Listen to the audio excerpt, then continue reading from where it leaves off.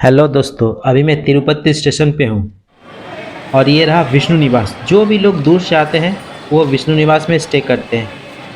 यहाँ के रहने के रूम का भाड़ा है 500 रुपये और अगर आप हॉल में रहना चाहते हैं तो उसके लिए 100 रुपये लगते हैं।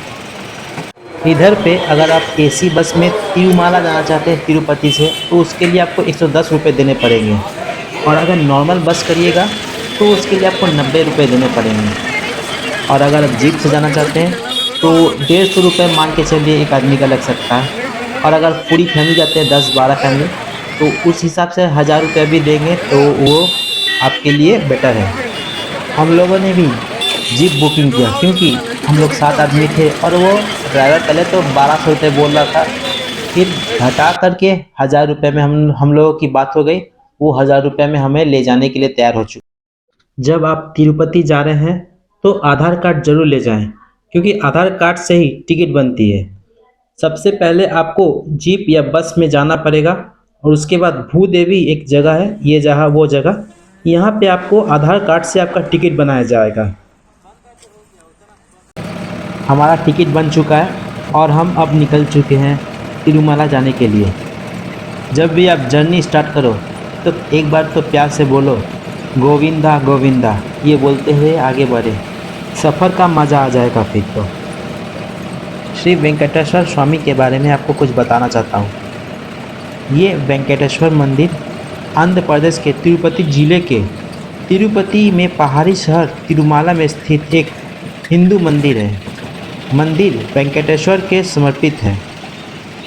विष्णु का एक रूप जिनके बारे में माना जाता है वे कलयुग के परेशानियों से मानव जाति को बचाने के लिए पृथ्वी पर प्रकट हुए हैं, इसलिए स्थान का नाम वेंकटेश्वर पड़ा।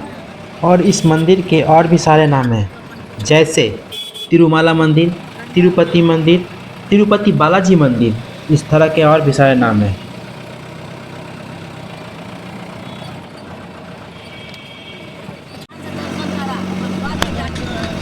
ये सामने आप जा रहे हैं जहाँ पे यहाँ पे चेकिंग होती है।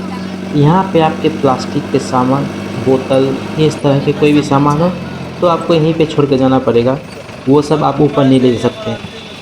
और यहाँ पे आपको सामान के साथ उतर के आपको चेकिंग करनी पड़ती है, उसके बाद जाके आप आगे जा सकते हैं। इधर देख रहे हैं कितना ही भीड़ है। कार की चेकिंग हो रही है, कार जीप की चेकिंग हो रही है और दाहिने साइड में कोने में आपकी बस की चेकिंग होती है। आपको टोटली यहाँ से उतर के जाना पड़ेगा पैदल। ये रहा, इस चेकिंग होती है इस जगह पे। हम लोगों का चेकिंग हो चुका है, अब हम लोग अपने जीप पे बैठ चुके हैं। जो भी भगवान पे भरोसा नहीं करते यानी जो नास्तिक है, उनके लिए सच्ची घटना बताने जा रहा हूँ जिसे सुनकर आपके भी होश उड़ जाएंगे। ये घटना है 1 नवंबर 1979 की, जब भयंकर सूखा पड़ा और दक्षिण पूर्व का मानसून पूरी तरह से विफल हो चुका था और गोवर्धन जलाशय भी पूरी तरह से सूखा पड़ चुका था। आसपास सभी कुएं सूख चुके थे। यहाँ तक कि मौसम विभाग ने भी चेतावनी दे दी कि अब यहाँ बारिश की कोई संभावना नहीं है। अब मंदिर ट्रस्ट के सामने मंदिर बंद करने के सिवाय कोई चारा नहीं था, यानी अनिश्चित काल के लिए मंदिर को बंद कर देना था। कुछ लोग जो भगवान को नहीं मानते यानी नास्तिक लोग का तो यह कहना था कि जो भगवान अपने तीर्थ स्थान में जलापूर्ति नहीं करवा सकते, वो भगवान लोगों की कैसे मदद करेगा। भक्त की स्थिति ऐसी थी कि उनकी आंखों के आंसू नहीं रुक रहे थे।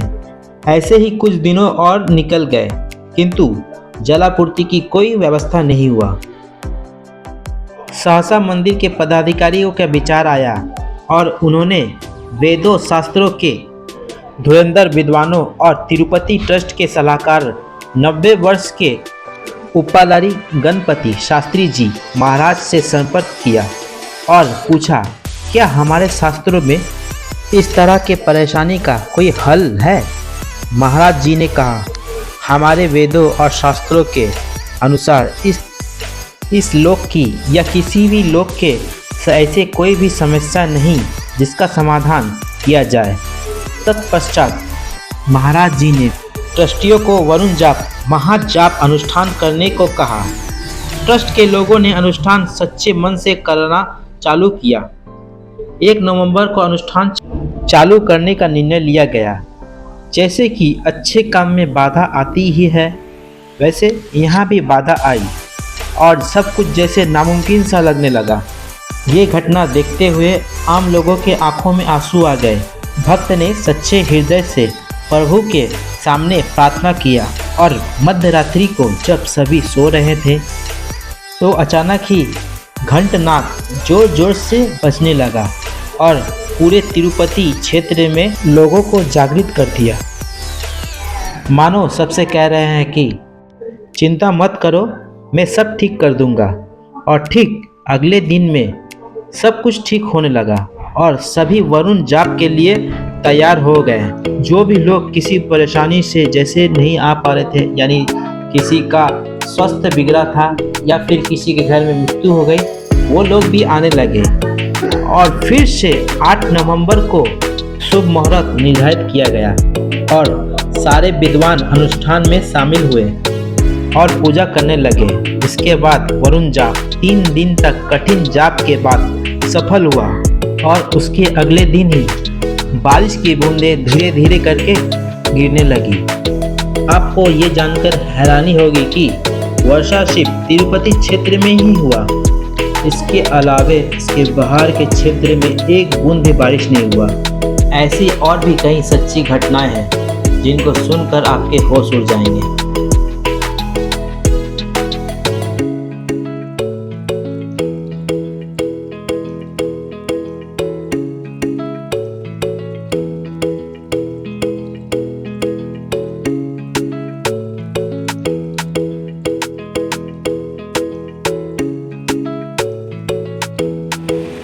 अब हम धीरे धीरे तिरुमाला पहुंच चुके हैं। ये सामने एक गेट दिखेगा आपको, बस वो क्रॉस करेंगे, उसके बाद तिरुमाला के अंदर पहुंच चुके हैं लगभग हम लोग। तिरुमाला पहुंचने के बाद सबसे पहले आपका काम होता है कि सबसे पहले सीआरओ ऑफिस खोजना पड़ेगा, क्योंकि सीआरओ ऑफिस में पहुंचने के बाद आपको रूम के लिए टोकन मिलेगा।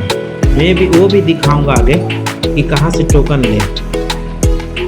ये रहा सीआरओ ऑफिस, जहाँ पे आधार कार्ड दिखाकर आप टोकन ले सकते हैं। ये रहा गेट। इस गेट के अंदर से ही प्रवेश करके आप लोग लाइन लगा के अंदर प्रवेश कर सकते हैं। देखिए मैं जैसे आगे दिखाता हूँ, कुछ लोग खड़े हैं गेट के अंदर, वो लोग भी अपने रूम के लिए इस गेट पे लगे हैं। देखिए कुछ लोग खड़े हैं। बस आप सिर्फ आधार कार्ड लेके जाना, क्योंकि वहाँ पे बहुत सारे लोग होते हैं, कोई आधार कार्ड, कोई वोटर कार्ड, कोई राशन कार्ड इस तरह से ले जाता है। आप सिर्फ आधार कार्ड ले जाओ, उसी से आपका काम हो जाएगा और किसी चीज़ की ज़रूरत नहीं है। इसी तरह आपको इस अंदर वाले गेट से प्रवेश करके अंदर की ओर जाना पड़ेगा। यहाँ पर रूम काफ़ी सस्ती रेट में 50 रुपये में मिल जाती है। अगर आप थोड़ी अच्छी रूम लेना चाहते हो, वैसे तो वहाँ पे सारी रूम अच्छी है, अगर आप और अच्छी लेना चाहते हो तो 100 रुपये, और उससे अच्छी एसी वाली रूम लेना चाहते हो तो उसके लिए शायद 500 रुपये लग सकते हैं। यहाँ पर एक और अच्छी व्यवस्था है, यहाँ पे टिकट बुक करा सकते हैं। ये रहा काउंटर, आप यहाँ से रिजर्वेशन भी करा सकते हैं अपने ट्रेन की।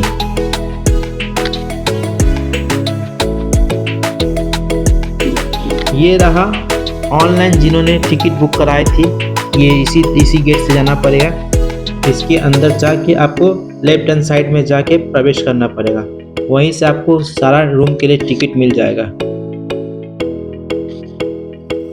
ये रहा, ये सीधा जाइएगा तो आपको मिल जाएगा इसी जगह पे।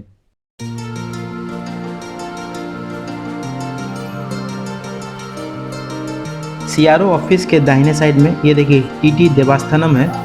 इसके थोड़ा आगे जाइएगा इस जगह पे, तो इस गेट के सामने अंदर प्रवेश करते हुए आप अंदर की ओर जाइएगा तो आप अपने सर के बाल यहाँ पे दान करवा सकते हैं, या फिर आप पूरे नहीं तो थोड़ा सा भी कटवा सकते हैं बाल को। अपने सर के बालों का दान करने का भी एक अलग महत्व है। यहाँ 15,000 से भी अधिक लोग बाल दान करते हैं हर रोज।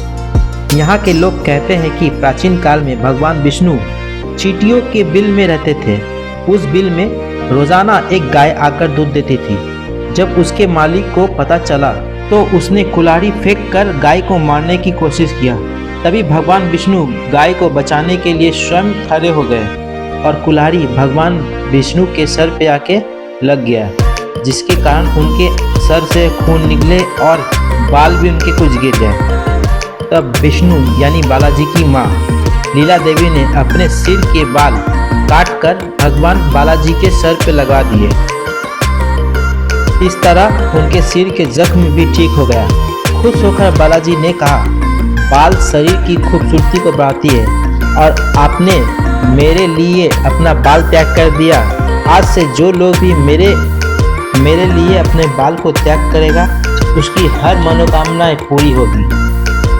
तभी से भगवान विष्णु या बालाजी के द्वार पे लोग अपना बाल को दान करते हैं। एक और सच्ची घटना मैं आपको बताने जा रहा हूँ। एक बार समस्त देवताओं ने मिलकर एक यज्ञ किया, पर वेद में एक समस्या आ गई। ऋषि मुनि द्वारा किए जाने वाले आहुति देवगण ग्रहण करते थे, लेकिन देवों में कौन सा देव सबसे श्रेष्ठ है, इन्हें जानने के लिए भृगु जी, जो स्वयं ब्रह्मा जी के पुत्र थे, उन्होंने परीक्षा लिया। पहले तो वो ब्रह्मा जी के पास गए तो उन्हें बिना प्रणाम किए ही उनके पास आ गए, जिसके कारण ब्रह्मा जी नाराज हो गए। उसके बाद भृगु जी शिव गण गए भगवान शिव के दर्शन के लिए। तो शिव जी अपनी पार्वती जी के साथ विश्राम कर रही थी। भृगु जी वहाँ पहुँच गए, जिससे शिव जी काफ़ी क्रोधित हो गए और उसके बाद वो शिव जी ने अपने त्रिशूल उठा लिए थे। ये देखते हुए भृगु जी वहाँ से तुरंत भाग गए। इसके बाद भृगु जी विष्णु जी के पास पहुँचे। विष्णु जी लेटे हुए निद्रा अवस्था में थे और माता लक्ष्मी जी उनके पैर दबा रही थी। तभी भृगु जी उनके छाती पे पैर रख दिया, जिसके कारण विष्णु जी खड़े हो उठे और भृगु जी से कहने लगे, आपको चोट तो नहीं लगी? क्योंकि मेरी छाती पत्थर के समान कठोर है, इसके वजह से आपके पैरों में चोट तो नहीं लगी? यह देखते हुए ऋषिगण ने तभी से समझ गए कि सबसे उच्च भगवान की मान्यता अगर किसी को दिया जाए वो स्वयं भगवान विष्णु जी को दिया जाता है।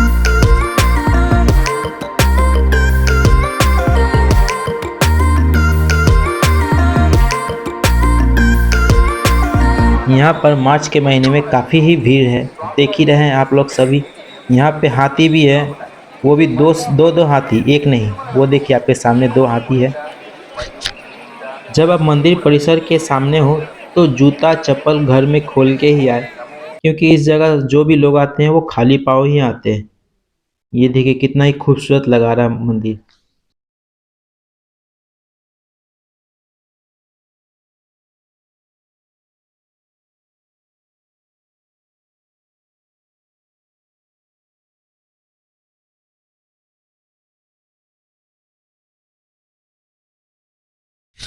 मंदिर परिसर के पीछे यानी मंदिर के पीछे साइड में आपको लड्डू भी मिलता है। आपको लड्डू के लिए 50 रुपये, 100 रुपये, 200 रुपये, 500 रुपये, जिस हिसाब का लड्डू लेना चाहते हैं उस हिसाब का लड्डू आपको मिल जाएगा इस मंदिर में। ये देखिए काउंटर लगा हुआ है, एक के बाद एक काउंटर नीचे है, टोटल लंबी सी है जितना है, और ऊपर भी काउंटर है। आप हर एक काउंटर में जाके अपने लिए लड्डू के लिए कितने सारे लड्डू चाहिए आप वो ले सकते हैं।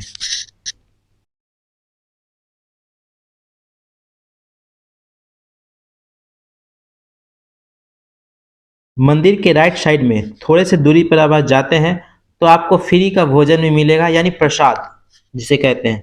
पेट भर के आपको प्रसाद मिलेगा। यह सुबह दोपहर शाम 3 टाइम का खाना में फ्री में मिलता है। तो आप लोग आराम से इजली आ सकते हैं। अब भीड़ भी कुछ होती नहीं, क्योंकि इतनी ही जगह होती है अंदर में कि करीबन 2000, 3000, 4000, 5000 इस टाइप से आदमी बैठ सकता है, आराम से खा सकता है। तो इसलिए आप लोग आराम से जाएं और आराम से खा सकते हैं प्रसाद को।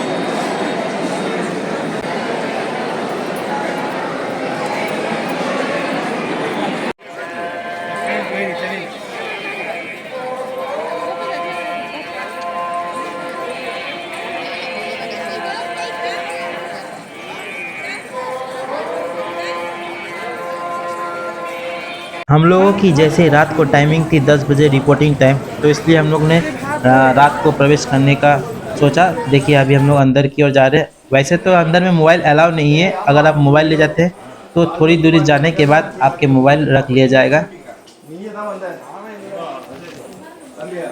बहुत से भक्त होते हैं जो पैदल यात्रा करते हैं, तो उनके पैदल यात्रा की व्यवस्था भी होती है, तो उनके लिए अलग रास्ता बना होता। तो जैसे देखिए ये लोग भक्त लोग जो पैदल यात्रा से करके हुए मंदिर में प्रवेश करेंगे।